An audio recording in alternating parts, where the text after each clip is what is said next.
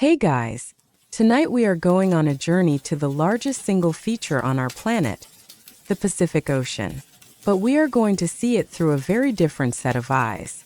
We're going to travel back in time and join some of the greatest sailors in human history, the Polynesian Wayfinders, on a voyage across a vast empty sea, using no modern instruments. There is no compass, no GPS, no chart. There is only the human mind, the stars, the sun, and the feel of the water. Frankly, most of us get a little nervous if our phone's map app takes too long to load. These sailors crossed an ocean bigger than any continent using just their senses. It's a level of skill that's almost impossible for us to comprehend. So, before you get comfortable, take a moment to like the video and subscribe, but only if you genuinely enjoy what I do here. It's always a huge encouragement. For those of you already settled in, I'd love to see where and when you're listening from. Go ahead and drop your city and local time in the comments. I'm recording this in the deep quiet of the early morning, just after 3 a.m. on a Wednesday, here in the central United States. Now dim the lights, maybe turn on a fan for that soft background hum, and let's ease into tonight's journey together. The gentle whir of the fan fades, replaced by the soft rhythmic sound of small waves sighing on a sandy beach. The air is warm and smells of salt, tropical flowers, and the smoke from a nearby ceremonial fire. You are standing on the beach of a small volcanic island. The sky is just beginning to soften from black to a deep indigo, but the stars are still brilliant overhead. Your name is Hani, and your heart is a wild mixture of terror and exhilarating pride. Today is the day you leave. Before you, resting at the water's edge, is the Vaca, the great double-hulled voyaging canoe. It is a magnificent and living thing. Two long, slender hulls, carved from massive trees, are connected by a central platform. The entire structure is held together not with a single nail or peg, but by miles of intricately braided coconut fiber rope, called sand-knit. This lashing allows the canoe to be incredibly strong yet flexible, designed to bend and move with the waves of the open ocean, rather than shattering against them. The entire vessel is basically tied together with string. Extremely strong, expertly engineered string, but string nonetheless. You try not to think about what happens if one of the crucial knots comes undone in the middle of the vast ocean. The entire village is here. The departure of a voyaging canoe is a momentous occasion, a communal act of hope and faith. The launch of such a vessel was always a deeply spiritual event, essential for ensuring the favor of the gods on the dangerous journey ahead. You watch as Mao the Po, the master navigator who will be your teacher, stands before the canoe. He is an old man, his skin like sea-crusted leather, but his voice is strong as he chants a prayer to Kanaloa, the god of the ocean, and Lono, the god of the sky, asking for their protection and guidance. The crew, including you, are given leis of woven ti leaves and sweet-smelling flowers, symbols of good fortune and a safe return. The final provisions are being loaded: bundles of taro and breadfruit, gourds filled with fresh water, and baskets of dried fish. You see them load dozens of coconuts. They are the perfect food for a voyage, containing both solid food and sterile, clean water. They are also useful if you get bored and want to try some juggling, though Kia, the brawny, cheerful crew chief, would probably not approve. Anthropologists and historians debate the exact social structure on these great voyages. Was the master navigator like Mao the absolute captain, with total authority over every aspect of the journey? Or was there often a dual leadership, with the navigator in charge of the sacred task of finding the way, and a separate voyage chief in charge of the crew, the provisions, and the discipline of daily life? The structure likely varied from one island culture to another. Your family comes to say farewell. Your mother presses a small, extra bundle of food into your hands and tells you not to get your feet wet. It is good, motherly advice, but given that you are about to spend several weeks on a boat in the middle of the Pacific, it might be a little difficult to follow. Your father simply places a hand on your shoulder. There is pride in his eyes, but also fear. You are undertaking a journey from which not everyone returns. The blessings are complete. The provisions are loaded. The crew takes their places. Mao, the navigator, takes his position at the back, near the great steering paddle. With a great coordinated heave from the villagers on the shore, the vaca slides off the sand and into the calm, clear water of the lagoon. The journey has begun. You dip your own paddle into the water, and along with the rest of the crew, you begin to propel the great canoe towards the distant, roaring line of white water that marks the reef. You are leaving the known world behind. The canoe glides through the calm, turquoise water of the lagoon. The shouts and farewells from your village on the beach grow fainter behind you, replaced by the rhythmic splash of your own crew's paddles. You are heading for the reef, the great circular wall of living coral that protects your island from the full power of the open ocean. You can hear the low, distant roar of the waves breaking against its outer edge, a sound that has been the constant backdrop to your entire life. Today, for the first time, you are going to the other side. Navigating the narrow, deep channel through the reef is the first test. The water here is turbulent, a churning mixture of the lagoon's calm outflow and the ocean's powerful inflow. Kia, the strong, cheerful crewmate who is in charge of the canoe's daily operations, shouts a series of sharp commands. The crew's paddling becomes stronger, more focused, digging deep to keep the canoe straight and true against the pull of the currents. Mao, the master navigator, stands calmly at the stern, his hands resting on the great steering paddle, making small, precise adjustments that keep the twin hulls from being dashed against the sharp coral. And then you are through. The canoe rises up on a great deep blue swell, and the world opens up before you. The water is no longer turquoise, but a deep, profound, almost black indigo. The horizon is a perfect, clean, unbroken circle. The roar of the reef is now behind you. Ahead, there is only the sound of the wind and the vast, humbling silence of the open sea. Sails. Kia bellows. The paddling stops. The crew works with a practiced, fluid efficiency. You help to haul on the thick ropes made of coconut fiber, and the great, triangular crab claw sail, made of woven pandanus leaves, rises up the mast. The sail flaps and cracks for a moment, and then it catches the wind with a deep humph. The canoe surges forward, coming alive. It no longer feels like a log being pushed through the water. It feels like a great seabird, soaring across the surface of the waves. You turn and look back. Your island, which has been your entire world for your whole life, is already shrinking. At first, you can still distinguish the white line of the beach, the dark green of the coconut groves, the jagged peak of the central mountain. But as the canoe sails on, the details begin to blur. The island becomes a single dark green shape against the blue water. You tell yourself that if you really had to, you could probably swim back. An hour later, as the island becomes a small, hazy smudge on the horizon, you realize you would need to be a very good swimmer indeed. The settlement of the vast Pacific Ocean by your ancestors was the last great human migration into a new frontier. It was not, as some once believed, a series of accidental drift voyages. It was a deliberate, planned, and breathtakingly courageous act of exploration and colonization, made possible by these magnificent canoes and the sophisticated knowledge of the men who guided them. That as the sun climbs higher, your home island is just a tiny dot. Then, for a moment, you lose it in the glare of the sun on the water. When you look again, it is gone. There is nothing. Nothing in any direction but the endless, undulating blue of the ocean. A feeling of profound and terrifying isolation washes over you. You are a tiny, fragile speck in an immense, empty universe of water and sky. Your entire existence, and the lives of the dozen other crew members, now rests entirely on the quiet knowledge of the old man sitting calmly at the back of the canoe. Life on the vaca is communal and completely exposed. There are no cabins.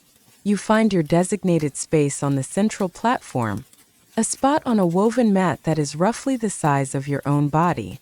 This is your home for the next several weeks. Your sense of privacy has been reduced to making sure you don't accidentally roll over onto Kia in your sleep. It's cozy. Oral traditions on your island say that your ancestors came from a mythical homeland called Hawaii. Scholars from other lands debate whether Hawaii was a real specific island, a single point of origin for the Great Migration, or if it was a more symbolic concept, a shared memory of a common ancestral beginning. Looking out at the vast emptiness, the idea of finding one specific, unseen island seems like an act of faith as much as science. Mao seems completely unconcerned by the disappearance of the land. He just sits trailing a hand in the water, his eyes scanning the sky, the clouds, the waves. He has the calm demeanor of a man who is just popping down to the local market. You, on the other hand, have the panicked demeanor of someone who has just realized they left their house without their keys, and their house has now vanished from the face of the earth. The sun begins its descent towards the western horizon. The familiar world of daytime, the blue of the sea, the white of the clouds, is about to disappear. It will be replaced by the strange, intimidating, and deeply important world of the night sky. Mao catches your anxious gaze. He gives you a small, almost imperceptible nod. "Do not worry about the island that is behind you," he says, his voice quiet and calm. "Worry only about the island that is ahead of you. Tonight, your real lesson begins." The sun touches the horizon. The sky explodes in a brief, silent riot of impossible colors. Oranges, purples, and deep fiery reds that are so vivid they seem to stain the clouds. Then, with the speed that always takes you by surprise on the open water, the light is gone. The world dissolves into a soft, profound darkness. This is your first night on the open ocean, and it is unlike any night you have ever known. The darkness is absolute. On the island, even on a moonless night, there was always some faint, residual light from cooking fires, from the phosphorescence of the reef, from the land itself. Here there is nothing. The ocean becomes a black, invisible, moving presence beneath you. The canoe, your entire world, feels impossibly small and fragile, a tiny floating leaf in an infinite dark void. The silence is just as profound. The only sounds are the soft whisper of water against the twin hulls and the gentle rhythmic creak of the coconut fiber ropes that hold your vessel together. It is a silence so deep it feels like a physical presence. Then you look up, and you forget to breathe. The stars emerge, not one by one as they do over the island, but all at once, as if a great dark veil has been lifted from the sky, without any light from the land to dim them. The heavens are a breathtaking, overwhelming spectacle. The sky is not black with a few scattered points of light. It is a solid, shimmering field of diamonds, so dense and bright it feels close enough to touch. The great star river of the Milky Way is not a faint, hazy band. It is a thick, textured, and brilliant path of light, full of swirls and dark patches. You have lived under the sky your whole life, but you realize now that you have never truly seen it before. This incredible clarity was the canvas upon which the Polynesian Wayfinders painted their mental maps. For them, the sky was not a distant, abstract thing. It was a familiar landscape, a dome of friendly, predictable lights that offered a wealth of information. The rest of the crew is calm. Kia and another sailor are checking the lashings on the great sail, their movements sure and practiced in the starlight. Two others are quietly setting out baited lines, hoping to catch a fish for the morning meal. Mao, the master navigator, just sits at the stern, his face tilted towards the sky, simply watching, as if listening to a quiet conversation. Their calm is a small comfort. The sky is so full of stars it's almost confusing. It's like looking at a map of a city with a million houses, but no street names. You try to find a familiar pattern, a constellation you know from home, but it's lost in the sheer, dazzling multitude. As you move through the water, you notice a new kind of light. The wake of the canoe, and the water disturbed by your steering paddle, is glowing with a soft, magical blue-green light. It is the phosphorescence of the ocean, the light of millions of tiny living creatures. You trail your hand in the dark water, and your fingers leave a glittering, swirling trail of cold fire. It's like you have magical powers, or at least the ability to mildly irritate some glowing plankton. You spend a few moments just drawing sparkly patterns in the water until Kia gives you a look and tells you to check the tension on one of the ropes. Ethno-astronomers debate whether the Polynesian navigators recognize the same constellations as the Greeks and other Western traditions. While they certainly knew of prominent groupings like Orion's Belt or the Southern Cross, their system was primarily based on individual stars and their own culturally specific patterns: a great fish hook, the jawbone of a god, the shape of a voyaging canoe, that held both navigational and mythological meaning. Finally, Mao speaks. His voice is quiet, barely more than a whisper, but it cuts through the silence. He doesn't point out a constellation. He doesn't tell you a story. He points a long, steady finger towards the eastern horizon. "There," he says. "Do you see that star? The bright one that has just lifted itself from the sea. You look. You see the one he means. A single brilliant point of light." "I see it," you say. "Watch it," Mao says. "Do not look away. Fix its position in your mind. That is where the sun will rise tomorrow. That is the first post of our house on the sea." You try to memorize its position. Okay, you think. It's the really bright one just to the left of that other, slightly less bright one, just above the patch of black ocean that looks exactly like every other patch of black ocean. This is going to be more difficult than you thought. You stare at that single star, your first point of reference in this vast dark world. "That star," Mao says, his voice a low hum, "and 31 others like it will be your guide. They form an invisible house, a compass of light. If you can learn the plan of that house, you will never be lost. Your first lesson has begun." The star you are watching, Mao explains, is just one pillar of an invisible celestial house.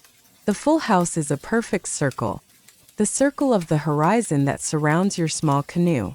And this circle, he tells you, is divided into 32 equal parts, 32 houses, each with its own name and its own meaning. This is the star compass.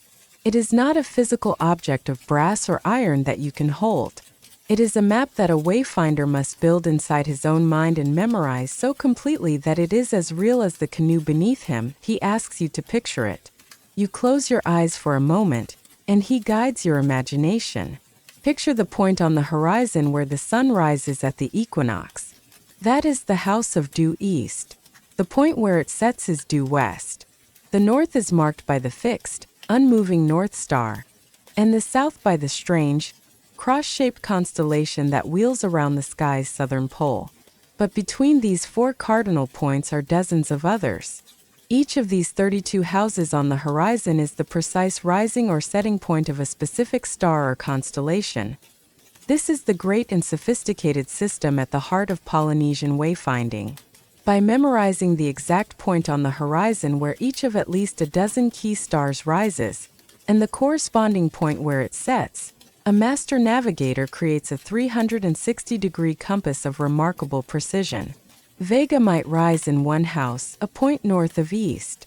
The belt of Orion might rise in another, slightly to the south.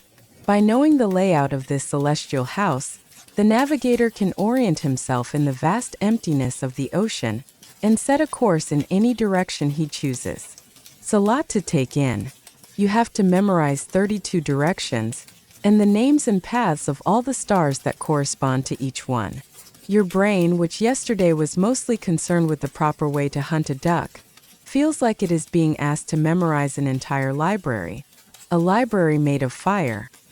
What makes the system so brilliant is that it requires no complex instruments. The navigator does not measure his course in abstract degrees. He simply uses his own body and the canoe as his tools. To hold a course, he aligns the bow of the canoe with the specific point on the horizon where his chosen steering star is rising. His own body is the center of the compass.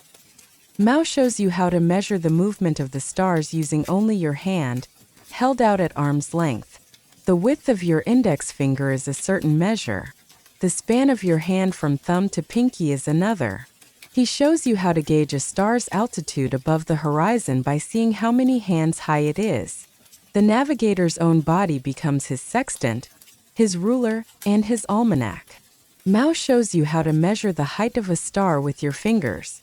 This is great, but you can't help but wonder if a navigator with bigger hands has an unfair advantage. My directions are more accurate because my knuckles are chunkier. For much of the 20th century, many Western scholars simply refused to believe that these long-range, targeted voyages were even possible without instruments. They insisted that the settlement of the vast Polynesian Triangle must have been the result of accidental drift voyages, of fishermen blown off course. It took the work of modern wayfinders, like the legendary Mau Pielug of Satawal, who in the 1970s successfully navigated the voyaging canoe Klee from Hawaii to Tahiti using only these traditional methods, to finally prove to the academic world what the Polynesian people had always known. Their ancestors were not drifters. They were the greatest navigators the world has ever seen. Mao explains that this knowledge is not learned in a single voyage. It is a lifetime of study. As a child on the island, you would have learned the names of the stars and the great myths and stories associated with them. Now, as an apprentice, you must learn their paths, their rising and setting points, their movements through the seasons. You must be able to visualize the entire star compass in your mind, in total darkness, in the middle of a storm. It must become as natural to you as breathing. It's the most difficult exam you could possibly imagine. The final test is basically being put in a canoe in the middle of nowhere and being told, "All right, now find Easter Island." The pressure is immense. Mao's voice brings you back to the present. He points again to the bright star you have been watching, the one that has now risen a few hands' widths above the horizon. That star, he says, giving it a name for the first time, is Hikianalia. His rising house is the one we must follow tonight. He looks at you, his eyes seeming to glow in the starlight. For the next hour, your job is simple. Keep the bow of this canoe pointed directly at the spot on the horizon where Hikianalia was born from the sea. Do not stray. That is all. The theory is over. The practical test has begun. Your world narrows to a single terrifyingly important task. Mao moves aside from the great steering paddle at the stern of the canoe and, with a simple gesture, invites you to take his place. Your heart leaps into your throat. This is not a drill. The lives of the entire crew, the success of the entire voyage, are now, in a very real and practical sense, guided by your two hands. The steering paddle, the hoe, is a heavy 9-foot-long oar, its blade wide and powerful. It is lashed to the stern of one of the hulls, and guiding the great double-hulled canoe is a physical endeavor. You grip the smooth, worn wood. Your target is not the star Hikianalia itself, which is now climbing steadily higher into the night sky. Your target is the memory of where it was born, that specific, unmarked, invisible spot on the black horizon. You must keep the nose of the canoe, the imaginary line running down the center of the platform between the two hulls, pointed directly at that spot. It is impossibly difficult at first. The canoe has a mind of its own. A gust of wind pushes the bow to the north. A broadside swell shoves it to the south. You are constantly making corrections, but your movements are clumsy and too large. Your first few minutes at the steering paddle are a series of wild, lurching over corrections. You swing the canoe so far south you are briefly aiming for a part of the ocean you're sure is inhabited by giant sea monsters. Then you swing it so far north you are practically pointed back home. Mao, standing silently beside you, just sighs. It is the long, patient sigh of a man who has been blessed with a very clumsy apprentice. He does not grab the paddle from you. His guidance is verbal, quiet, and constant. "You are fighting the canoe, honey," he whispers. "Do not fight her. Dance with her. Feel how she wants to move." He tells you to feel the wind on your left cheek. As long as the wind remains on your left cheek, you are holding a relatively steady course. He tells you to listen to the sound of the water moving between the two hulls. A change in the sound means a change in your direction. Navigation, you are learning, is not just a visual skill. It is a full-body sensory experience. Mao tells you to feel the wind to stay oriented. You try this. You feel the wind. Then a wave splashes you and you feel water. Your primary sensory input is now damp. This is harder than it looks. Slowly you begin to get the feel of it. You learn to make tiny, almost imperceptible adjustments with the steering paddle, nudging the canoe back on course before it strays too far. You learn to anticipate how a wave will lift the stern, and how to correct for it. The frantic, clumsy work becomes a gentle, rhythmic, side-to-side dance. This technique of setting a course on a rising star and holding that course through the night is the foundational principle of wayfinding. For a specific voyage like this one, a navigator would have a memorized course line, a specific sequence of stars to follow. You would steer towards the rising point of star A until it climbed too high to be a reliable guide. Then you would wait for star B, which you knew rose from the same house on the horizon, and you would follow that. It was a celestial game of follow the leader. Anthropologists debate how this incredibly complex knowledge was transmitted. Was it taught in formal schools of navigation on the islands? Or was it passed down through a more intimate, secretive master and apprentice system, like the one you are now a part of?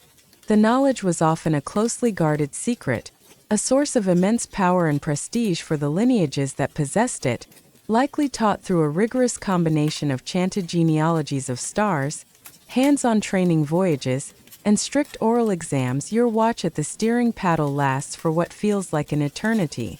Your arms ache, your back is stiff, and your eyes burn from staring into the darkness. But you have done it.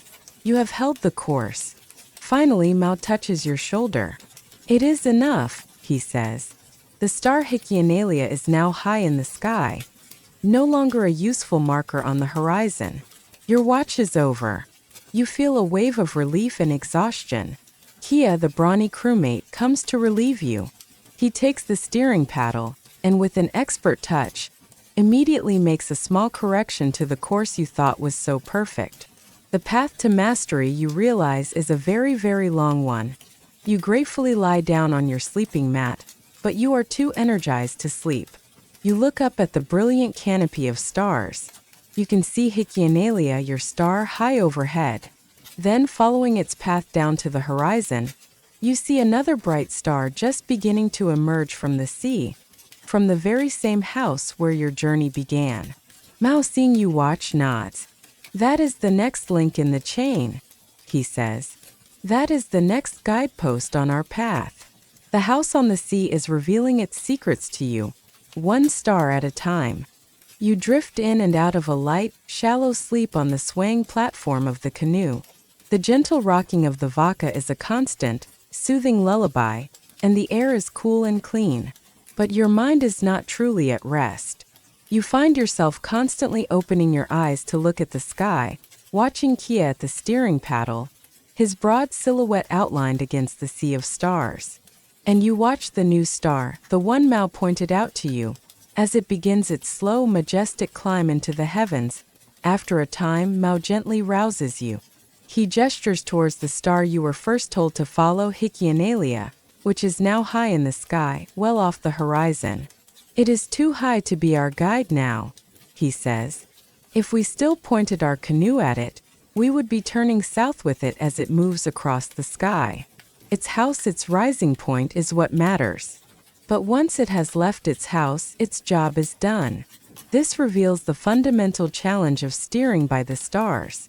Any single star is only a reliable directional marker for a short period, just after it rises or just before it sets.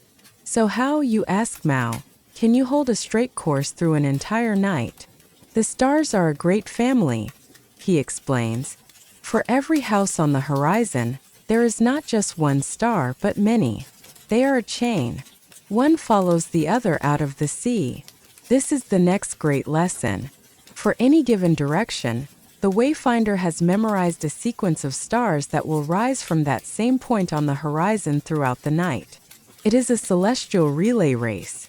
The first star carries the baton of your direction for an hour or two, and then, as it gets too high, it passes the baton to the next star in the chain. Your job is to know which star is next and to be ready to follow it. This technique of using a sequence of stars is the key to maintaining a precise heading over a long period. It transforms the dynamic, ever-changing sky into a fixed, reliable compass that works all night long. Mao gives you an example. He points out the 3 bright stars that form the belt of the warrior Orion. They always rise from a specific house in the east. Later in the night, he explains another, even brighter star, Sirius, will rise from almost the very same spot. By knowing this, a wayfinder can hold that one bearing for hours. Then he shows you another layer of the system's elegance. He tells you to turn around. For every star that is born in the east, he says, another is dying in the west. Every rising star has a setting partner in the house directly opposite. He shows you how to use a setting star as a backsight. While you are steering towards the empty spot on the horizon where your guide star rose, you can glance over your shoulder to make sure its setting partner is sinking into the sea directly behind your stern. It is a way to confirm your course, a system of checks and balances written in starlight data. So now you have to keep track of a star in front of you and a star behind you, all while feeling the wind and the waves and trying not to fall asleep. The mental multitasking required is immense. It makes rubbing your stomach and patting your head at the same time seem like a simple party trick. You see now that the canoe itself is part of the instrument. The navigator knows that when the canoe is on the correct course, a certain rope lashing on the forward hull will line up with the rising star, while a carved notch on the steering paddle will line up with the setting star behind. The entire vessel is a calibrated tool for reading the sky. Linguists and oral historians debate how this vast amount of incredibly complex information was memorized and transmitted across generations without a written language. Was it all just rote memorization? Or was it encoded in the great chants and epic poems that are a part of your culture? It is likely that the long rhythmic songs that tell the stories of the gods and the voyages of legendary heroes also contain the star maps and sailing directions for real, repeatable voyages. The mythology and the science were one and the same. You begin to see the true beauty of the system. It is not a static, two-dimensional paper chart. It is a living, four-dimensional map that moves and breathes, one that takes into account the rotation of the Earth and the passage of time. It is a beautiful system. It is also a system with absolutely no recalculating route option. If you miss your stellar handoff, you can't just ask the sky to find you another way. You just keep going until you either figure it out, or you discover a new, previously unknown continent by accident. As the night wears on, you lie on your back, simply watching the celestial machine turn above you. You see a particularly bright star pass almost directly over the mast of the canoe. Mao notices you watching it. Some stars are different, honey, he says. Some do not just tell you which way you are going. Some can tell you where you are. That one, he points, is a star of latitude. It is a star that knows the way home. The concept of a star that knows the way home is a profound and beautiful mystery. You ask Mao to explain. How can a point of light in the heavens know the location of a tiny island of rock and sand in the middle of a great ocean?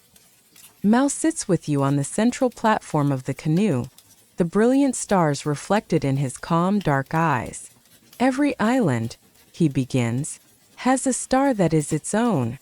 A star that loves that island so much that at some point in its journey across the sky, it will pass directly over it. It will stand right on top of it looking down. That is the island's zenith star. That is its spiritual guide. This, he explains, is the secret to finding your way in the north-south direction. Your latitude.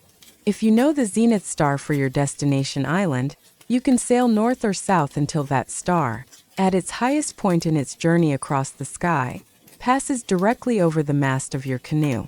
When that happens, you know you are on the same east-west pathway as your destination. You have found its latitude. The grand strategy of a long-distance voyage becomes clear to you. It is a simple two-step process. First, you sail north or south until you have found your star, placing your canoe directly on the correct latitude of your target island. Then, once you are on that invisible highway, You simply turn east or west and sail straight along it, knowing with absolute certainty that you must eventually make landfall. It is like trying to find a specific house in an unfamiliar city. First, you must find the right street. Then you just have to walk down it.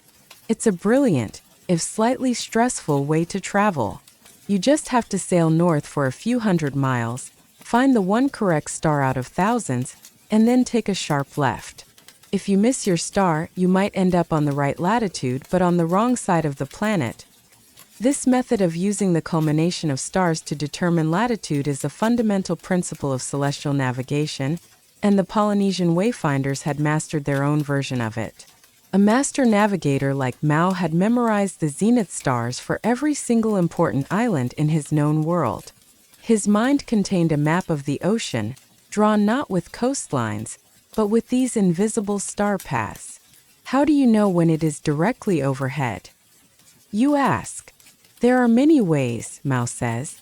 When the star is at its zenith, the mast of the canoe will cast no shadow from its light. If you lie on your back and look straight up, the star will be perfectly framed by the top of the mast.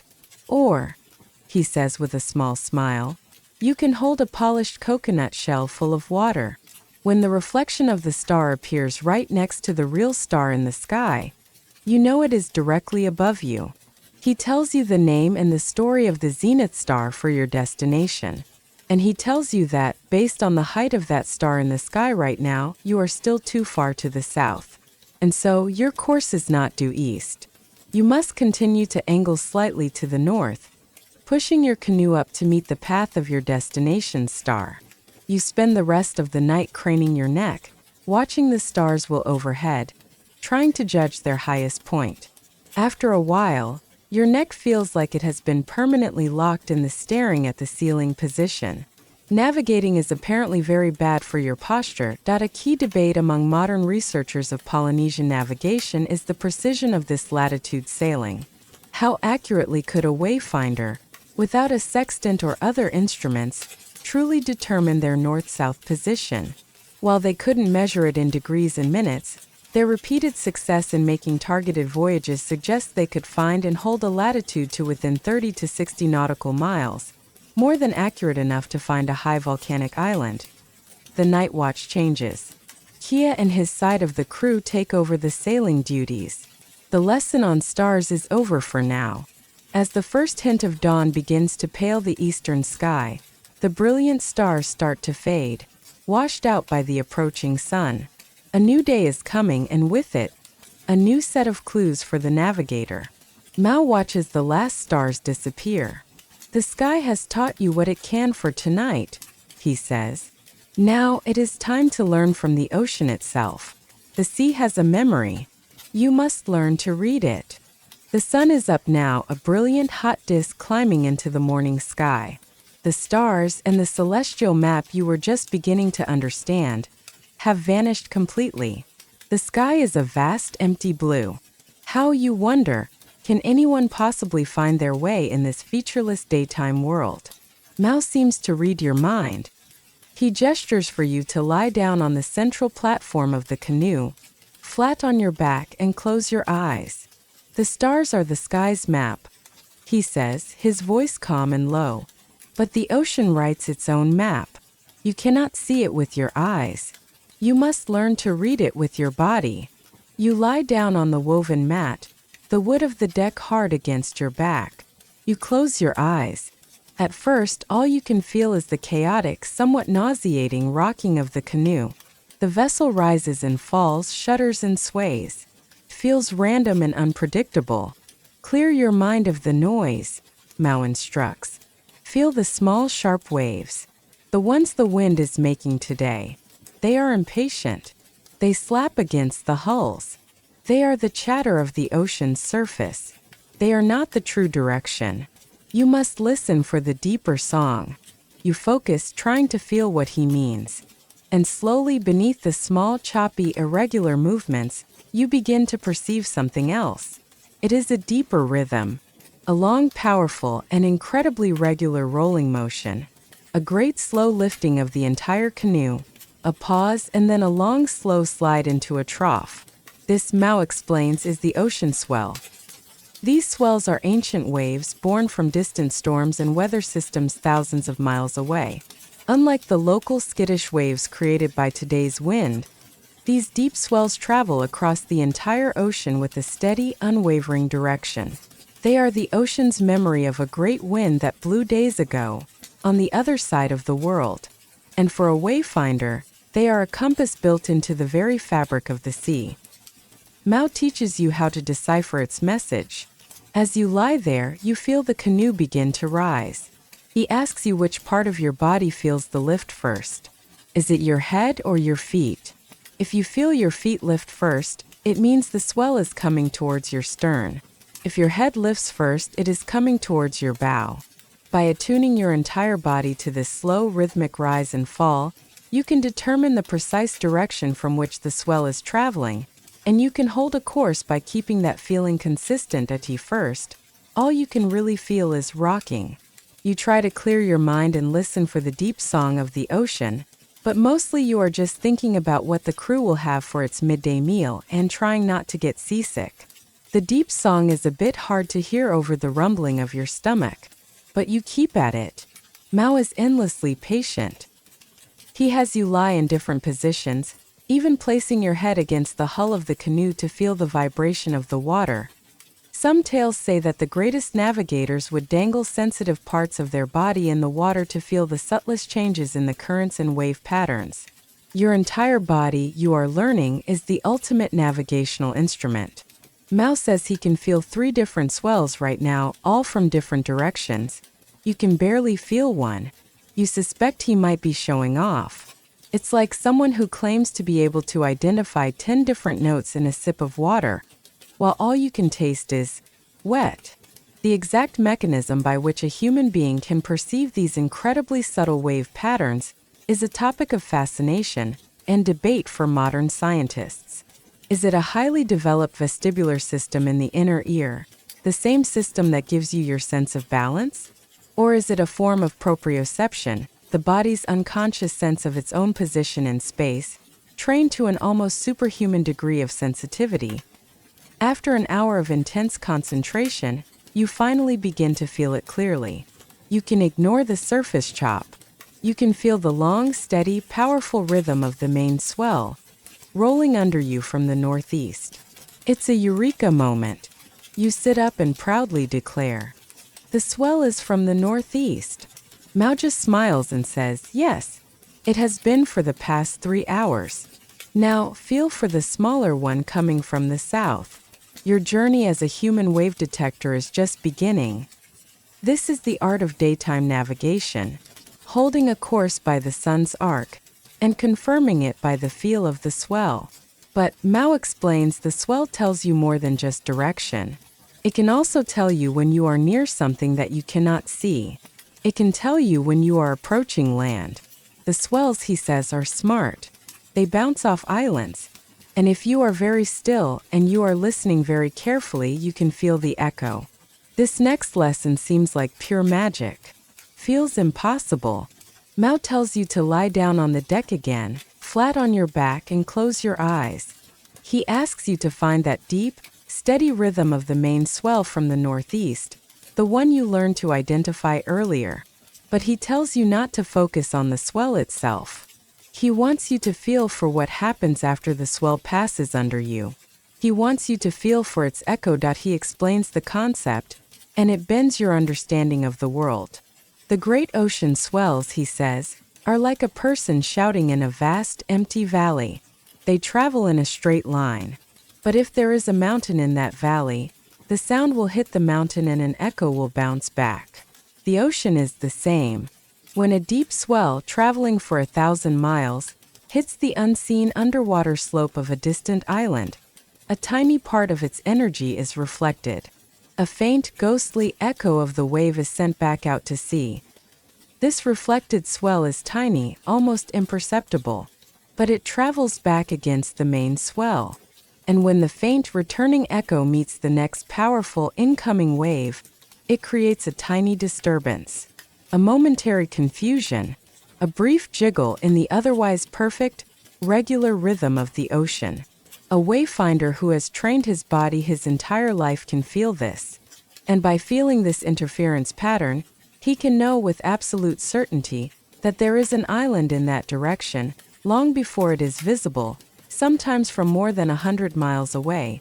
This is a real and documented technique, one of the highest and most difficult arts of the master wayfinder. It allows the navigator to expand the size of his target. The island itself may be only a few miles across, a tiny needle in a colossal haystack. But the wave shadow it creates, this zone of confused reflected swells, can be 100 miles wide. You are no longer aiming for the needle. You are aiming for the much larger area of disturbed water that tells you the needle is close. You lie there on the warm, gently swaying deck, and you concentrate with every fiber of your being. You feel the main swell, a long, slow lift, a pause, and a long, slow fail. It is perfectly regular. You feel the small, choppy wind waves, a quick slap against the hull. You try to ignore them. You are listening with your whole body for the echo, for the jiggle. You feel a weird little shudder. "I felt it," you declare proudly. Mao opens one eye. "No," he says calmly. "That was Kia dropping a coconut on the other side of the platform. The path to mastery is paved with false alarms." Mao explains that a master can tell not just that an island is there, but what kind of island it is from its wave signature. A high, steep volcanic island creates a sharp, clear reflection. A low coral atoll with its sloping reef will bend or refract the swells around it, creating a calm, smooth patch of water in its lee. By feeling the texture of the water, the navigator can paint a picture of the unseen land. It is like having a superpower, but a superpower that mostly just involves lying down and concentrating very hard. Oceanographers have used computer models to confirm that these swell patterns are real physical phenomena. The great debate among anthropologists is how reliably a human being could actually detect such subtle signals amidst the constant noise of the open ocean. The consensus is that it required a lifetime of training beginning in childhood to develop a sensitivity that is almost impossible for us, as modern land-based people, to fully comprehend. You continue to lie there, drifting in a state between concentration and a light doze. Lift, fall, slap, lift, fall, and then there it is. A tiny, almost imperceptible hesitation in the rhythm. A momentary flutter. A hiccup in the deep song of the sea. It is gone as quickly as it came. But then, on the next great swell, you feel it again. It is real. You don't say anything. You just open your eyes and look at Mao. He is looking at you, and he gives a slow, single nod. He felt it too. The island is out there, far below the curve of the horizon, completely invisible. But it has announced its presence to you. Not with a shout, but with the faintest whisper, a ripple carried across 100 miles of water. It is the most subtle feeling in the world, but it is there. The island is calling, and you are finally learning how to listen. The sky and the ocean are no longer separate. They are two halves of the same great map. The sun climbs higher in the sky, a brilliant hot disk that erases the faint stars and paints the surface of the water with a dazzling, almost blinding glare. Reading the subtle textures of the waves becomes more difficult now. The lesson of the swells gives way to the lesson of the sun. Mao explains that the sun, like the stars, is a guide, but a more complicated one. It is only a precise directional marker for two brief moments in the day. The moment it rises, and the moment it sets. You have already fixed the bearing of your course from the rising sun. But what do you do during the long hours of the day as the sun travels in its great, high arc across the sky?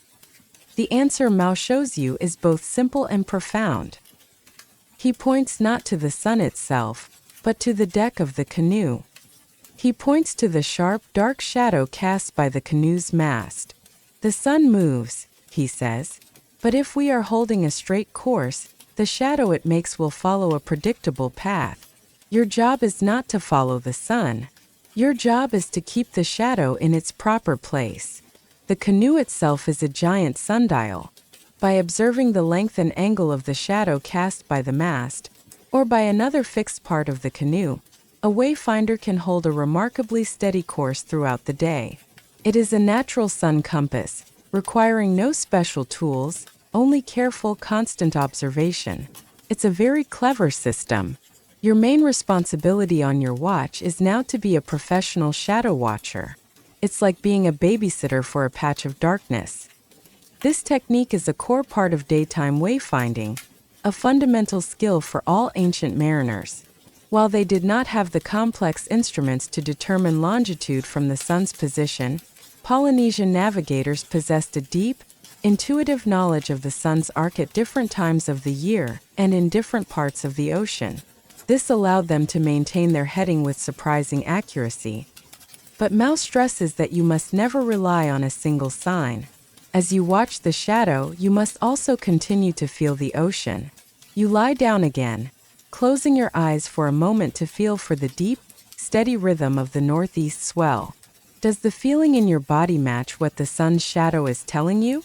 If the sun tells you that you are heading east, but the swell pushing against the hull tells you that you have drifted slightly southeast, you must trust the swell. The swell, he explains, is an ancient truth.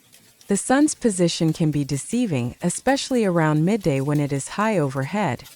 When all visual cues disappear, like in a fog or a storm, the navigator must rely on an internal process, a form of dead reckoning. He must keep a constant, running tally in his mind of every turn the canoe has made, every change in speed, every shift in the wind's direction, sometimes for hours or even days at a time. It's the most stressful accounting job in the world. You decide you would much rather have a sunny day and a nice, reliable shadow to watch. There is a scholarly debate about how precisely the Polynesian wayfinders could estimate their speed and distance traveled across the water. Did they have a system for counting the time it took for a piece of foam to pass the length of the canoe? Or was it a more intuitive feel for the speed of the water, developed over a lifetime of experience? This ability to estimate the distance they had run was crucial for knowing when they should expect to begin looking for the subtle signs of their destination island. You take your turn at the steering paddle, your eyes now focused on the dark line of the mast's shadow on the sun-bleached planks of the deck. The work is meditative. The sun warms your back. The gentle spray from the bow cools your face.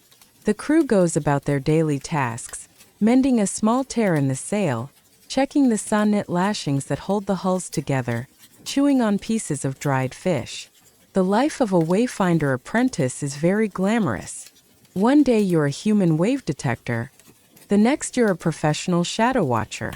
You can't wait to find out what exciting stationary object you'll be asked to stare at tomorrow as the afternoon wears on. You notice a change in the sky to the east. The perfect, clear blue is becoming hazy. On the horizon, a line of darker, puffier clouds is building. Kia, the crew chief, points them out to Mao. Mao stands and watches them for a long time, his face unreadable. The wind begins to shift slightly. The character of the surface waves changes, becoming choppier, more confused. The deep, steady song of the ocean is being interrupted by a new, more agitated voice. The weather is about to change. The change happens faster than you could have imagined. The line of dark clouds on the horizon seems to race towards you, swelling and multiplying, swallowing the blue sky as it comes. The wind, which had been a steady and predictable friend, now becomes gusty and erratic, shifting direction with a sudden angry force. The deep, rolling rhythm of the ocean swell is drowned out by a confusion of sharp, steep, wind-driven waves that slap against the hulls of the canoe. The relaxed, quiet atmosphere on the Vaca vanishes, replaced by a surge of focused, professional energy. This is Kia's domain. The cheerful, brawny crewman is transformed into a stern and efficient commander. His voice, now a powerful bark, cuts through the rising howl of the wind as he shouts orders. The crew, your crewmates, move with a speed and precision that is astounding to watch. There is no panic, only practiced, immediate action.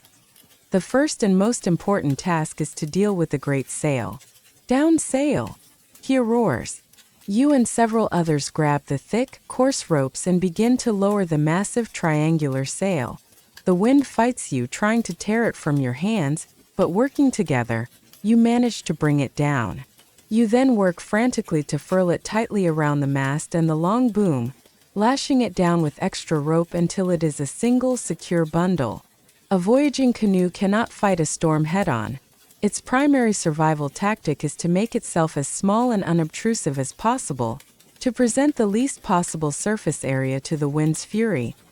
Next, everything on the central platform must be secured. The bundles of food, the gourds of water, the extra paddles and tools. Everything is checked and lashed down again under heavy woven mats. Anything left loose would be washed overboard in an instant. You are given the job of holding onto a very important rope. That's it. Just hold the rope and do not, under any circumstances, let it go. It's a position of immense responsibility and absolutely zero glamour. You grip it so hard your knuckles turn white. You have become one with the rope. You are rope holder, a vital, if underappreciated, member of the team. Then the squall hits you. The sky, which had been growing steadily darker, now turns a bruised, uniform gray. The first drops of rain, cold and as large as your thumb, begin to fall. Within moments it becomes a torrential, driving downpour. The sea, which was a deep blue just an hour ago, is now a churning gray-green chaos of whitecaps and foam. Just an hour ago you were enjoying a warm, sunny day on a peaceful sea. Now it feels like the entire ocean has gotten into a very bad mood all at once. The weather out here, you are learning, has no patience for a slow transition. The motion of the canoe changes completely. It is no longer the gentle, rhythmic rocking. It is a violent, unpredictable lurching and plunging, as it rides up the face of one steep wave and crashes down into the trough of the next. Cold salt spray is constantly in your face, in your eyes, in your mouth. And the sound is deafening. The howl of the wind in the rigging, the crash of waves against the hulls, the drumming of the rain on the deck. Historians and sailors who have replicated these voyages debate the most effective storm tactics for a traditional double-hulled canoe. Is it better to run before the wind, trying to stay on the back of the waves? Or to heave to, turning the canoe at an angle to the waves and using a sea anchor to create drag and hold its position against the storm's drift? The choice would have depended on the navigator's long-term strategy, the direction of the storm relative to their course, and the skill of the crew through it all. Two men are the anchors of the canoe's society. Kia is constantly moving, checking every lashing, adjusting the tension on the ropes, his powerful form a picture of practical competence. And Mao, the navigator, is the center of the calm. He sits, sheltered as best he can, at his place by the steering paddle. He is not fighting the storm. He seems to be listening to it, feeling its power, his eyes closed. The storm rages for what feels like an eternity. The sun is gone. The sky and the sea have merged into a single roaring gray chaos. All of your visual references, the sun, the horizon, the clouds, have been erased. The world has been reduced to the 20-foot length of your canoe. A tiny, fragile world of wood and rope, tossed about in a universe of wind and water. The canoe is secure, the crew is safe, but the greatest navigational challenge has now begun. How do you know which way you are going when you cannot see a single thing? The world is gray. A churning, roaring, featureless gray. There is no sky. There is no horizon. The sea and the air have merged into a single, violent, and disorienting chaos of wind and water. All the maps you have so painstakingly learned, the map of the sun's arc, the map of the 32 houses of the stars, have been wiped clean from the slate of the world. You feel a rising sense of panic. You are blind. You are lost. Mao summons you to his side at the stern.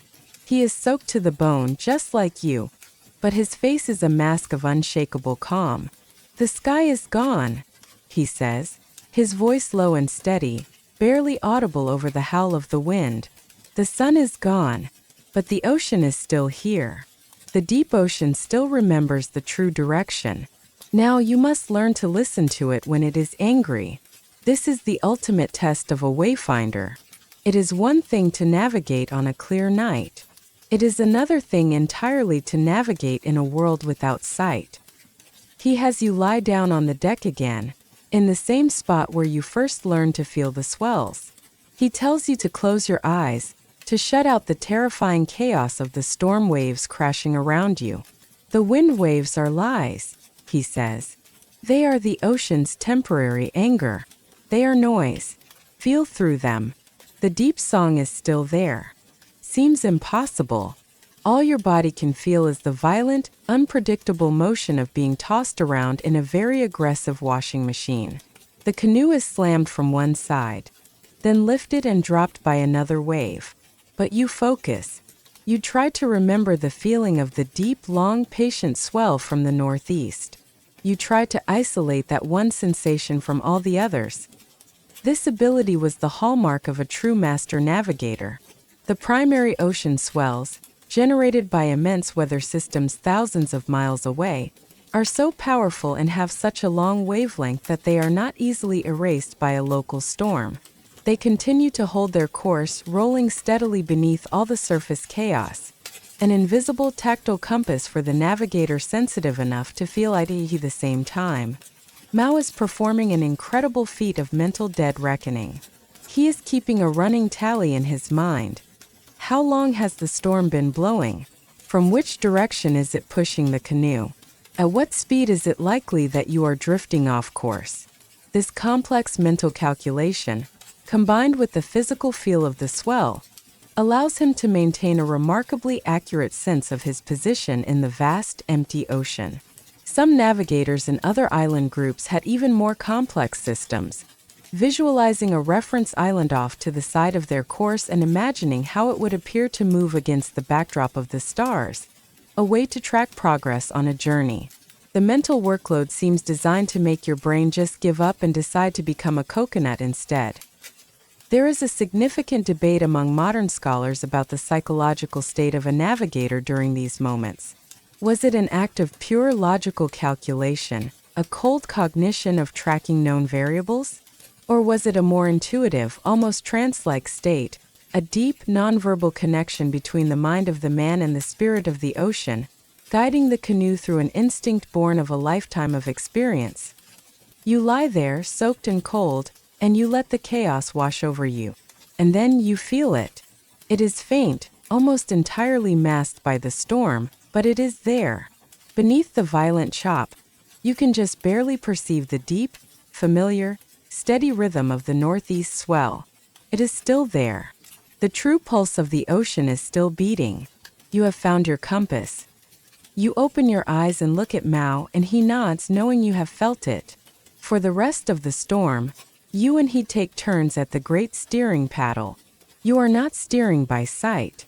You are steering by feel, your eyes closed, your entire body focused on keeping the canoe at the correct angle to that one true swell. It is the strangest feeling in the world. You are guiding a canoe through a roaring tempest, in a world of complete gray, navigated entirely by what your lower back and the soles of your feet are telling you. This is definitely not a skill they taught you back in the canoe school on the lagoon. After many hours, the storm begins to tire. The relentless drumming of the rain lessens to a drizzle. The howl of the wind softens to a moan. And then, like a miracle, a small patch of blue appears in the clouds overhead. The immediate danger has passed. You have survived the test. As the sky slowly clears, Mao looks at the position of the afternoon sun. He looks at the waves. He nods. Our course is true, he says. The island has not moved. And now you must begin to look for the signs that it is waiting for us. The storm has passed. The sea, though still rolling with a deep, unsettled memory of the wind's anger, has lost its fury. The sun is warm on your skin, and a sense of profound peace and relief settles over the canoe. The crew is busy, drying out sleeping mats, checking the lashings for any damage, and bailing the last of the rainwater from the hulls. Your lesson, however, is not over. Mao tells you that your eyes should no longer be on the deck, feeling the swells, but on the horizon, searching. The ocean has told us we are on the right path, he says. gesturing to the now regular pattern of the waves. Now, the sky will tell us when the path is about to end. He teaches you to look for the first and most important sign of a distant, unseen island, the cloud that does not move. He explains that the clouds of the open ocean are nomads. They are born of the sea, and they travel with the wind, always drifting, always changing shape. But an island, especially a high volcanic island like the one that is your destination, creates its own weather. As the warm, moist ocean air hits the island's landmass, it is forced to rise. As it rises, it cools, and the moisture within it condenses to form a cloud. This cloud is anchored to the island. While the winds may blow and other clouds may drift by, this one will remain a stationary, lazy cloud hanging in the sky directly above the land that created it. This is a primary technique of landfinding, a piece of knowledge as vital as the star compass. Learning to distinguish this one special, unmoving cloud from the hundreds of others that drift across the sky is a key skill of the Wayfinder. And so, your new job is to watch the clouds. It is another lesson in patience. You spend hours scanning the horizon, your eyes tracing the slow, majestic procession of the clouds. It's the ultimate game of I Spy. You're looking for one thing that isn't moving in a world where everything, the canoe, the water, the air, is in constant motion. You mistakenly identify 3 different, very slow-moving clouds as your target. Mao, as always, is very patient with your enthusiastic errors. He teaches you to look for other, subtler clues. The underside of a cloud that sits over a shallow, sandy lagoon will often reflect the brilliant turquoise color of the water below, giving it a faint, greenish tint that is very different from the flat, gray-white bottom of a true ocean cloud. The shape, too, can be a clue. Clouds that form over land are often puffier, more heaped up like mountains of cotton, than the flatter, more spread-out clouds of the open sea. You are looking for a cloud that is lazy, has a slightly green tummy, and is possibly a bit puffier than its neighbors. It's a very specific set of search criteria. There is some debate among modern meteorologists about how far away these land-based cloud formations could be reliably detected.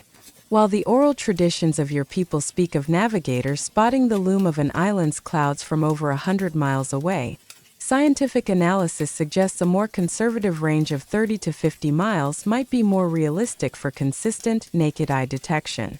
But even at 50 miles, it is a sign of incredible value. It turns a tiny, invisible target into a much larger one after hours of watching. You see it. On the eastern horizon, in the direction you are traveling, there is a small, solitary, puffy cloud.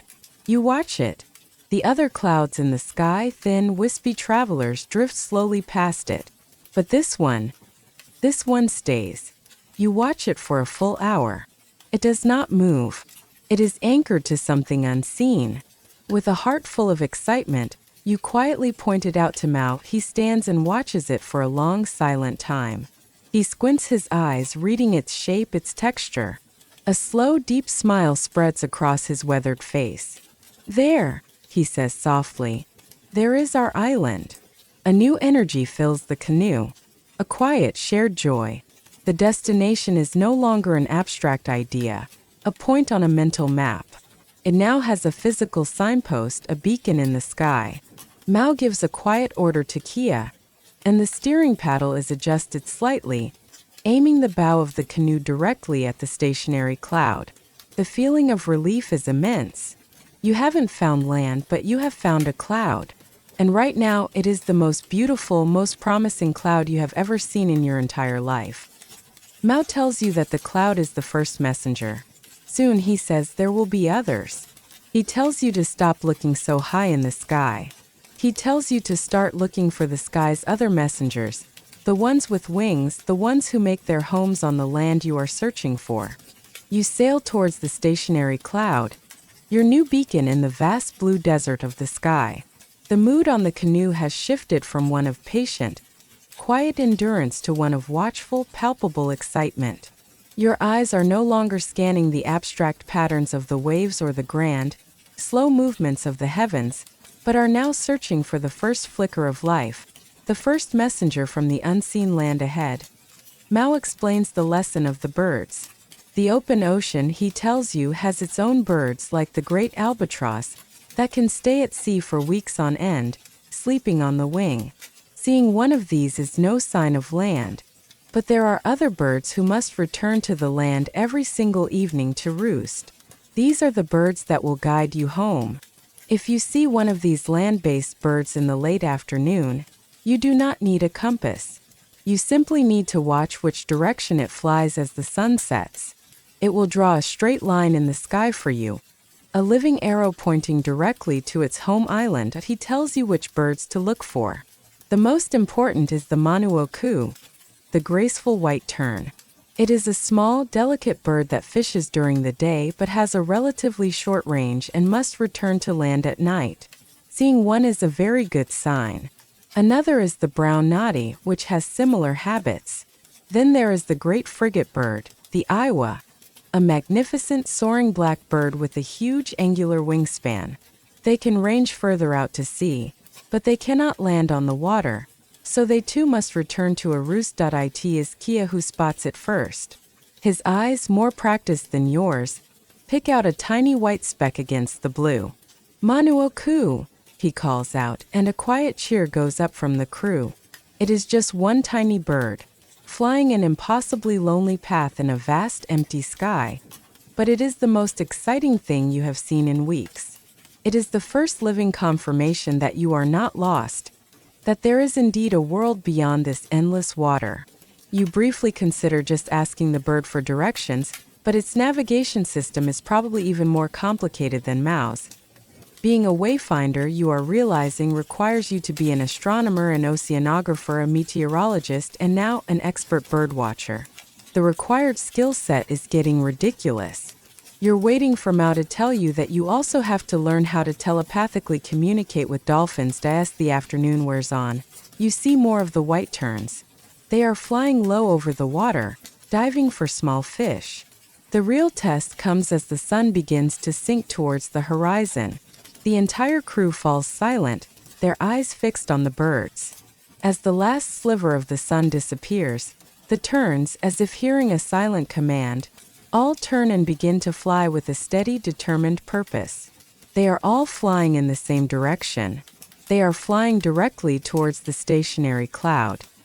The two signs have confirmed each other. The sky map and the bird map are in perfect alignment. Mao, who has been watching with a quiet intensity, allows himself a small, satisfied smile. He makes a final, tiny adjustment to the great steering paddle, setting the canoe on the exact course laid out by the birds. The feeling on the canoe is no longer just excitement. It is certainty. The birds have confirmed what the clouds only suggested. It's like getting a second opinion on your navigation, and the second opinion has feathers and is very good at catching fish. You feel much more confident now. There is a fascinating scholarly debate surrounding the maximum effective range of using birds for landfinding. While birds like the white tern are generally considered reliable indicators of land within about a 30-mile radius, some historians and ornithologists have speculated that ancient navigators could have used the long-distance, seasonal migratory flight paths of birds like the Pacific golden plover to make their initial, much longer-range discoveries between distant island chains. You sail on into the deepening twilight, following the path of the birds. The stars begin to appear again, old friends now, their positions confirming that your course is true. The destination is close now. So close, Mao tells you that the ocean itself will soon begin to change. He tells you to rest, but to be ready at first light, to look not at the sky, but deep into the water. For the sea has one more secret to share. You wake at dawn not to the sound of a horn, but to Kia gently shaking your shoulder. The sky is a pale, soft gray and the sea is calm. You remember Mao's words from the night before, and you scramble to the side of the canoe, peering down into the water as the first light of morning begins to illuminate its depths. For weeks, the ocean has been a single uniform color, a deep, pure, and almost frightening indigo, the color of water with nothing beneath it but thousands of feet of more water. But as you stare into it now, you can see a subtle change. It is no longer so dark, so absolute. There is a hint of green in it, a lighter, more translucent quality. Feels closer somehow. Mao joins you at the side of the canoe, his eyes also on the water. The sea is waking up, he says. It knows it is no longer alone. He explains what you are seeing. The deep indigo is the color of oceanic desert. But as the seafloor rises to meet the foundations of an island, the dynamic of light changes. The shallower water allows the sunlight to penetrate to the sandy bottom and reflect back, shifting the water's color to green, and then, as you get closer, to the brilliant turquoise of a lagoon. This change in color is an unmistakable sign that land is near. This is a fundamental principle of reading the ocean, a technique used by sailors all over the world, but one that the Polynesian wayfinders had refined into a true art form. They could judge their distance from an unseen reef by the subtle gradations of blue and green in the water. Soon, other signs begin to appear. Kia points and shouts. You look and see a dark shape floating on the surface. It is a coconut, its husk weathered by the water. A little while later, you see a tangled branch from a tree, its leaves still faintly green. This debris could not have survived for long in the vastness of the open ocean. It must have washed out from a nearby island on the tide. Each floating object is a message from the land, a confirmation that you are on the right path. You look down into the water again.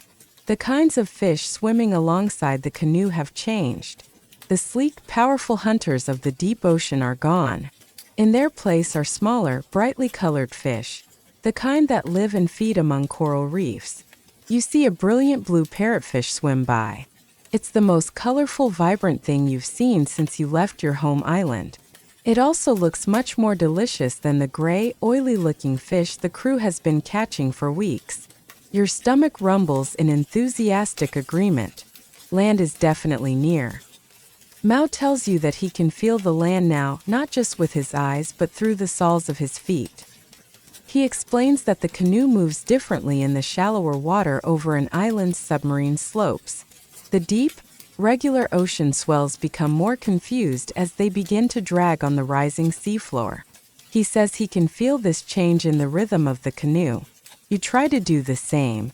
You stand still, close your eyes, and focus on the feeling of the deck beneath you. You feel the deck. You feel a rope you are accidentally standing on. You feel the fact that your feet are still slightly damp from the squall yesterday. You decide this is another one of those advanced wayfinding skills that might take you a few more decades to master. There is a scholarly debate among maritime historians about the relative importance of these close-range signs versus the long-range clues of clouds and birds. Were they the primary method for making the final dangerous approach to an island? Or were they just a final confirmation of what the navigator, through his other arts, already knew to be true? It was likely a cascade of information, with the wayfinder becoming more and more certain as each sign. The lazy cloud, the homeward flying birds, the floating branch, the changing color of the water, confirmed the others. The mood on the canoe is now one of barely suppressed joy. The crew, who have been stoic and professional for weeks, are now smiling, pointing out fish and floating leaves to each other. Kia is humming a cheerful, rhythmic work song. You're pretty sure you even see Mao crack a smile, though it's hard to be certain with his beard. The water is now a clear, beautiful turquoise. You can see the sandy bottom, perhaps only 50 feet below, and then you catch it on the wind. A new smell. It is not the clean, sharp smell of salt spray. It is the rich, complex, and overwhelmingly wonderful smell of land. It is the scent of damp earth, of living, growing vegetation, and of the sweet perfume of flowers. The island is so close now you can smell it. The scent is faint at first, a ghostly hint on the morning breeze that you almost think you imagined. It is a fragrance so alien after weeks of smelling nothing but clean, sharp salt and the familiar scent of the canoe's wooden hulls. But then it comes again, stronger this time, carried on a gentle offshore wind. It is the most beautiful, most complex, and most welcome smell you have ever experienced in your life. It is the smell of land. It is a perfume woven from a dozen different threads. There is the rich, dark, fertile smell of damp soil, something you haven't smelled for what feels like a lifetime. There is the green, living smell of lush vegetation, of leaves and trees and growing things. And woven through it all is the sweet, intoxicating scent of tropical flowers, a fragrance so powerful it is almost dizzying. For weeks, the only thing you have smelled is salt, fish, and the occasionally questionable hygiene of your crewmates. The sudden arrival of the smell of flowers and damp earth is so overwhelming it feels like a feast for your senses. This ability to smell the land is a real phenomenon, well known to experienced mariners throughout history. As the land heats up in the morning sun, it creates a gentle offshore breeze that can carry the scent of its unique ecosystem for many miles out to sea. For the Polynesian Wayfinder, this was often the final, definitive, and most joyous confirmation that their calculations were correct and their journey was nearing its end. A great cheer goes up from the crew. The quiet, stoic discipline of the open ocean voyage breaks, replaced by open, uninhibited joy. Kia, the brawny crew chief, lets out a great whoop and slaps you on the back. Men are laughing and pointing into the wind, their faces full of relief and excitement. The long, hard journey is almost over.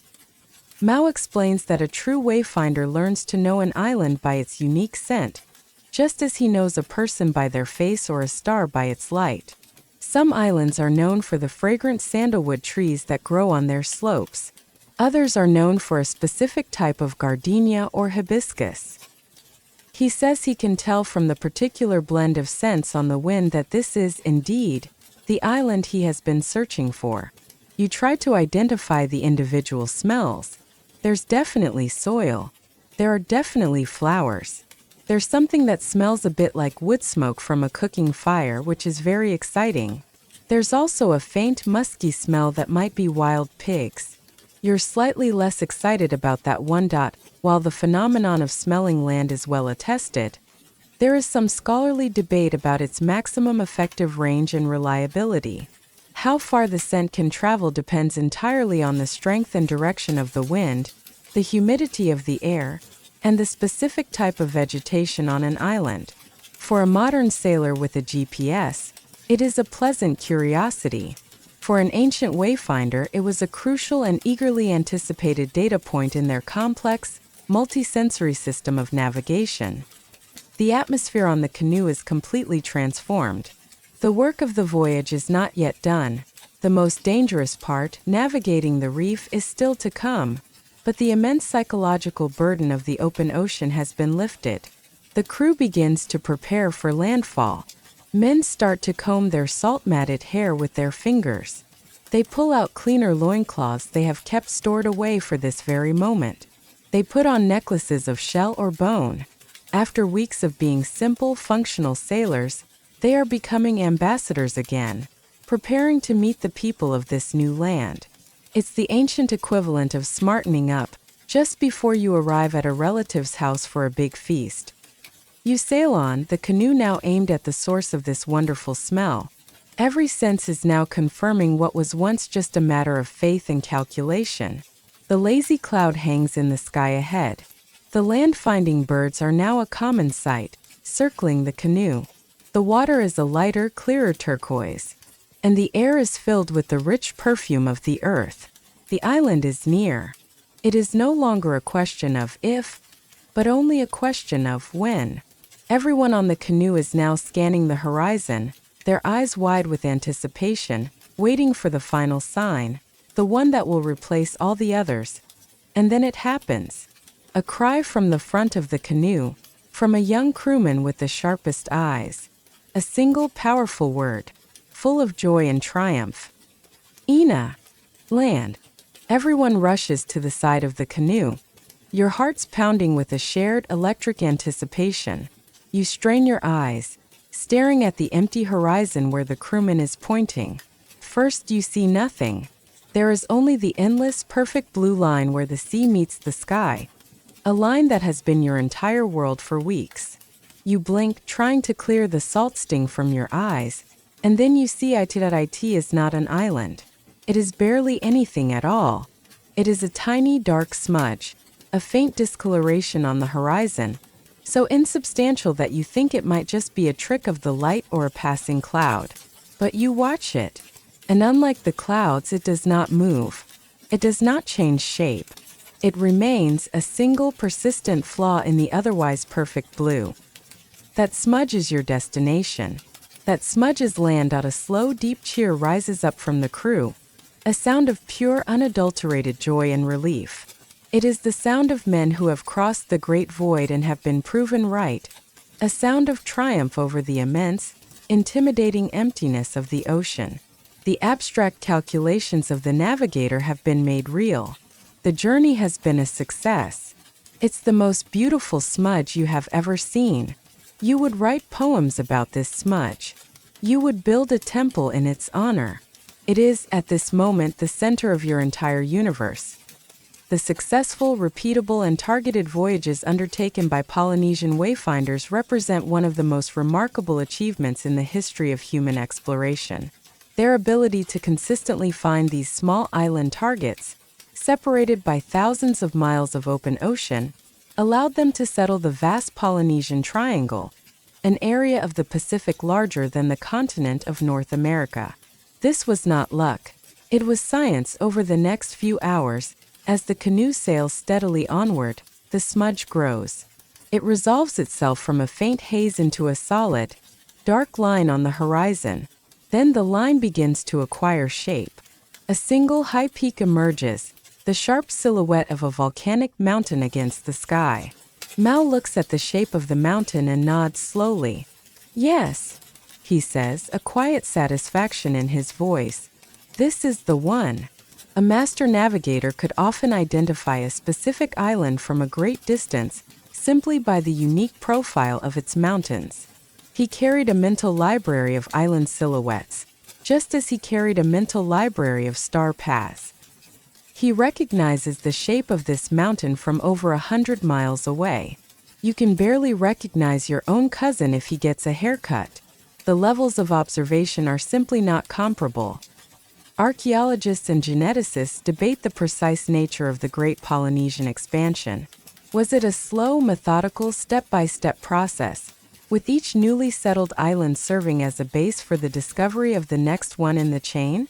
Or were there periods of bold, rapid, long-distance leapfrog migrations, where explorers intentionally bypassed closer islands to strike out for more distant but more promising lands? The evidence from language, artifacts, and DNA suggests a complex mixture of both strategies over the centuries. Now you are close enough to see color. The dark silhouette resolves into the deep, lush green of a forest covering the mountain slopes. You can see the white line of sand on a distant beach, and the dark, shadowy patches that indicate deep valleys and bays. The island is no longer a smudge or a concept. It is a place. A real, living, breathing place. The crew is jubilant. The stern discipline of the voyage has dissolved. Men are laughing and pointing. Kia is telling a story of a previous landfall, where the inhabitants greeted them with a feast that lasted for a week. The crew is already debating what they want to eat first when they finally get to shore. The consensus seems to be anything that isn't dried fish. Kia says he would wrestle a sea monster for a single piece of fresh, roasted breadfruit. The priorities are very clear. You are sailing along the coast now. The sounds and smells of the land, which were so faint before, are now rich and overwhelming. You can hear the calls of strange birds from the forest. You can smell the wood smoke from a village you cannot yet see. The journey is over. But there is one last test. Between you and the safety of the island's calm lagoon lies the reef, a jagged, living wall of coral where the great ocean swells explode in a constant, roaring fury of white water. The final challenge is not to find the island, but to find the safe way in. The joyous mood on the canoe sobers as you approach the reef. The sound of the surf, which had been a distant, welcoming roar, is now a thunderous, intimidating crash that you can feel vibrating through the hulls of the canoe. This is the island's Great Wall, a beautiful but deadly barrier of living coral. And somewhere in that long, unbroken line of churning white water, you must find the gate. A mistake here, just a few hundred yards from your destination after a journey of 1,000 miles, would be catastrophic. The sharp, jagged coral heads just beneath the surface can tear the hull of a canoe to pieces in moments. The entire voyage, all the skill and all the endurance, comes down to this single, final, and most dangerous maneuver. The great sail is lowered and furled. The crew takes up their paddles, their faces now serious and focused, their muscles tensed. And Mao, the master navigator, takes his place at the great steering paddle himself. His expression is one of complete, unwavering concentration. The time for delegating is over. This is a task that requires every bit of his lifetime of experience. He is not looking at the beautiful green island ahead. He is looking at the waves. With a quiet voice, he explains what he is seeing. He tells you to watch the pattern of the swells as they approach the reef. Where the water is shallow over the hard coral, the base of the wave is dragged back, causing the top to rise up steeply and then crash down in a violent explosion of white foam. This is the surf line, the wall of danger. But somewhere along that line, he says, there is a gap in the reef, a deep channel carved by fresh water flowing out from the island's streams. And where the water is deep, the great ocean swells will not break. They will pass through the channel as smooth, rounded, green-blue hills of water. He is looking for that one calm place in the line of chaos. He is looking for the river of deep water flowing through the shallows. This ability to read the waves and find a safe passage through a reef is an essential life-or-death skill for every Pacific mariner. A mistake could mean the end of everything. Mao also points to the color of the water. The water over the reef is a pale, almost glowing turquoise, the light reflecting off the white sand and coral just below. But the water in the deep channel, he shows you, is a ribbon of a much darker blue-green.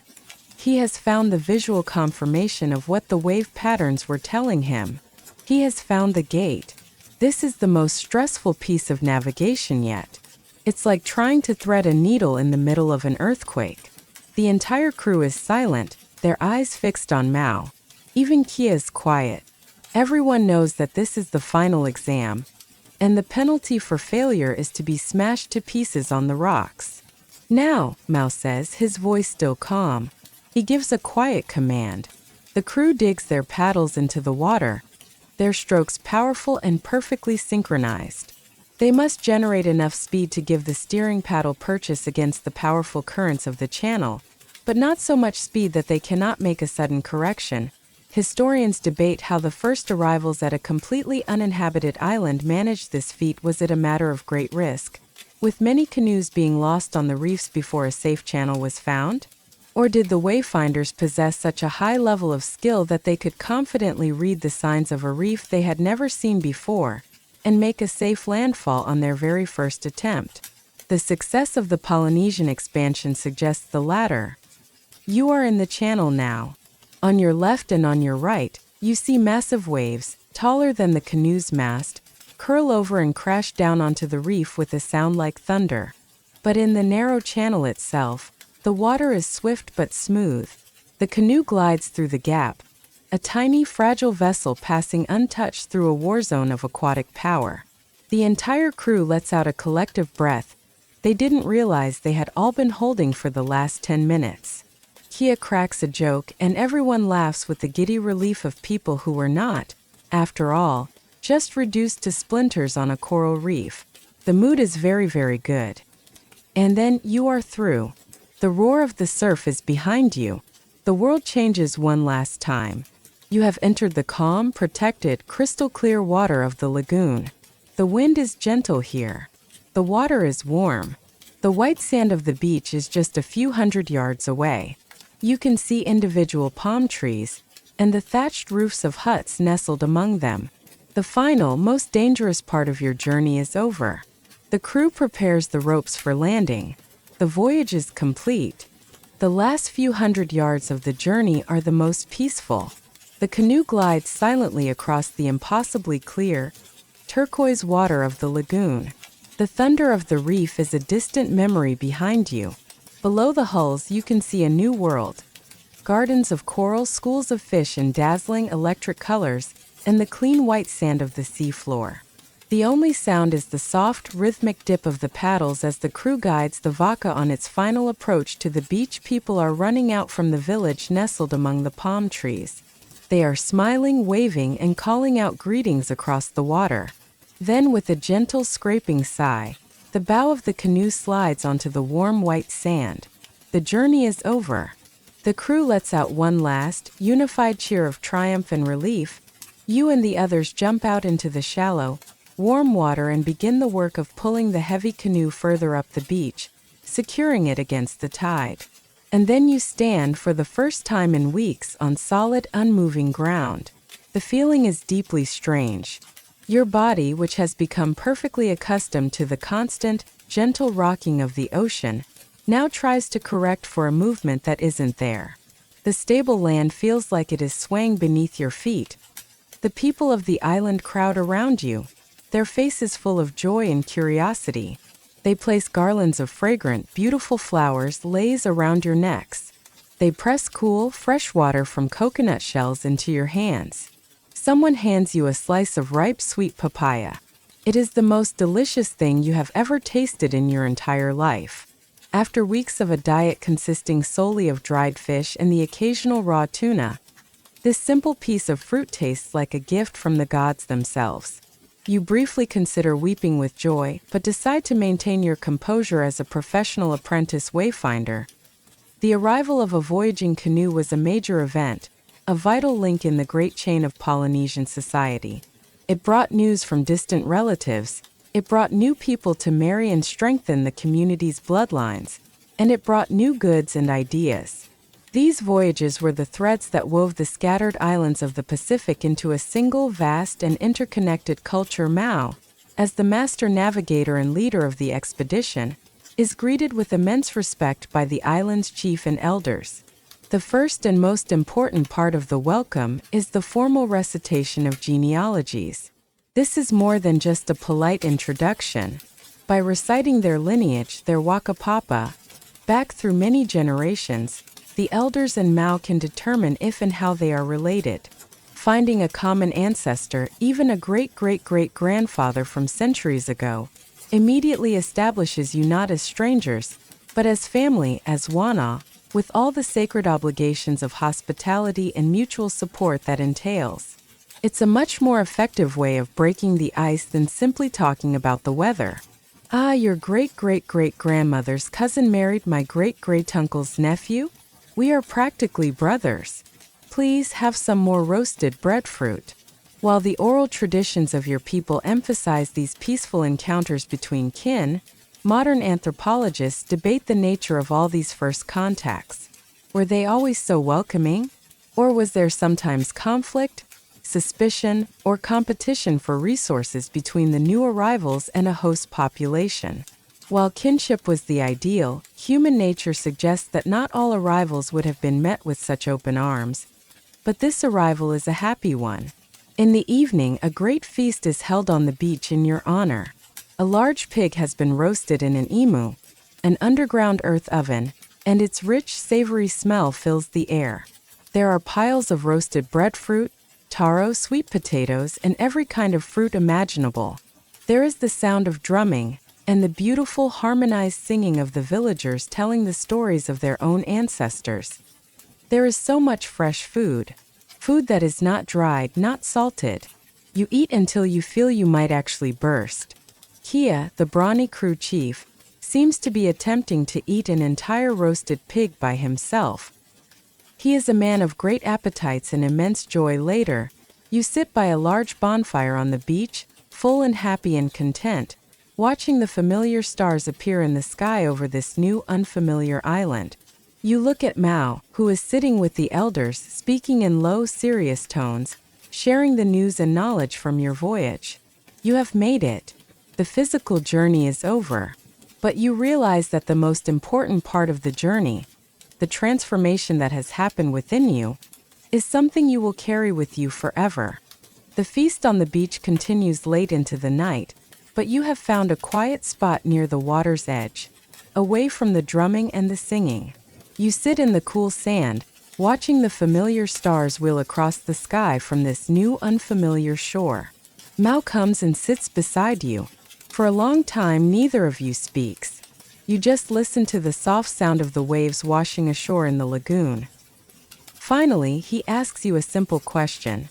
"Honey," he says, his voice a low whisper, "where is the chart that we used to find this island?" You are confused. You tell him that there was no chart. "And where," he continues, "is the compass we used to steer our course?" You say that there was no compass. He smiles, a deep and ancient smile. "That is the final lesson," he says. "The chart is not made of tapa cloth or leaves. The compass is not made of stone or metal. A true wayfinder does not carry his tools. He becomes them. And in that moment you understand. The star compass with its 32 houses is not just something you learned. It is a structure you have built inside your own mind. The knowledge of the swells is not a theory. It is a feeling you now hold in your own body, in your bones. Your eyes have been trained to see the subtle language of the clouds, your ears to hear the whisper of the wind, your skin to feel the heat of the sun. You have become a living, breathing instrument. You are the chart. You are the compass." The oral, non-written nature of this knowledge was its greatest strength and its greatest vulnerability. It could not be stolen or captured, but it could be forgotten. This body of knowledge, one of the most complex intellectual achievements of any non-literate society on Earth, was a fragile, living thing, passed from the mind of a master to the mind of an apprentice in a sacred, unbroken chain. It's a heavy responsibility. Just a few weeks ago, your main worry was making sure you paddled in rhythm. Now you are a walking, talking library of sacred navigational data. It's quite a promotion in some island traditions. The final initiation ceremony for a new master navigator was a deeply spiritual event. The student was said to be symbolically given the eyes of the wayfinder, the ability to see the world not as a collection of separate things, but as a single interconnected whole. You don't feel like you have magical powers. You mostly just feel very tired and full of roasted pig. But you do feel different. The world seems bigger, but also more knowable, more connected. There is a long-running debate among modern scholars about the decline of this traditional knowledge after contact with Europeans and their magnetic compasses, sextants, and paper charts. Was this ancient science truly lost forever? Or did it simply go dormant, practiced in secret and preserved within certain families? A sleeping treasure waiting to be reawakened? The success of modern voyages on replica canoes like the Klee, guided by the last of the traditional masters, proves that the knowledge was never truly gone. It was just waiting for new students like you. You look back out at the dark ocean. It is no longer a terrifying, empty void. It is a landscape full of signs and pathways. It is a road, with a quiet confidence that settles deep in your bones, that one day you will take this road back to your home. And you know that you will find it. You might still get a little lost and your steering might still be a little wobbly, but you would get there. As long as Kia packed enough of the dried fish, of course, the fire on the beach has burned down to low, glowing embers. The village is asleep. The voyage is complete. You have arrived not just at a new island, but at a new way of seeing the world. And as you finally rise and walk towards the quiet warmth of the hut assigned to your crew, our journey across the great ocean comes to its end. The memory of the brilliant, endless stars, the feeling of the deep ocean swell rolling beneath the canoe, the sight of the green island on the horizon, all of these can begin to soften now, to merge into the gentle, rhythmic motion of your own breathing. The story is over. The canoe is safe on the shore. The crew is resting. The wayfinder's work is done for the night. You can let the sound of the waves on the distant reef become a gentle, soothing lullaby. Let go of the journey and allow yourself to drift into a deep and peaceful sleep.